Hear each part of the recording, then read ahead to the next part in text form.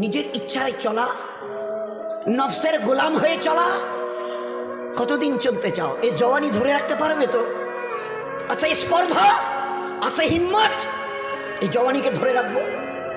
তোমার কাছে কোনো মেসেজ যাবে না, তোমার কাছে কোনো আমি খবর পাঠ পৌঁছাবো না, তোমার কাছে কোনো মেসেজ, কোনো খবর যাবে না। তোমাকে না জানিয়ে তোমার এই কালো কুচকুচে চুল আমি সাদা করে দেব, রুখতে পারবে? তোমার এই চোখের লাল চাহনি আমি ঝাপসা করে দেব, ঠেকাতে পারবে? তোমার এই লোহার মতো মজবুত দাঁত 32টা 16 একটা একটা করে ট্রান্সফার করিয়ে দেব, তোমার কাছে কোনো পারমিশন নেব না, ধরে রাখতে পারবে? এইভাবে আস্তিন গোটানো, মাসেল ফোলানো, ধরে রাখতে পারবে তো?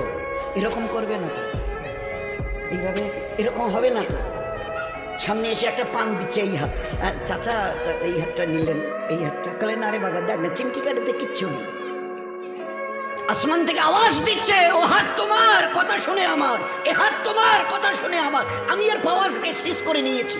এই দুটো পা যদি হনন হনন করে হেঁটে চলো, খালি একটা পায়ের যদি সামান্য একটু প্যারালাইসিস করে দিই না, তো জীবনভর করে হাঁটতে হবে।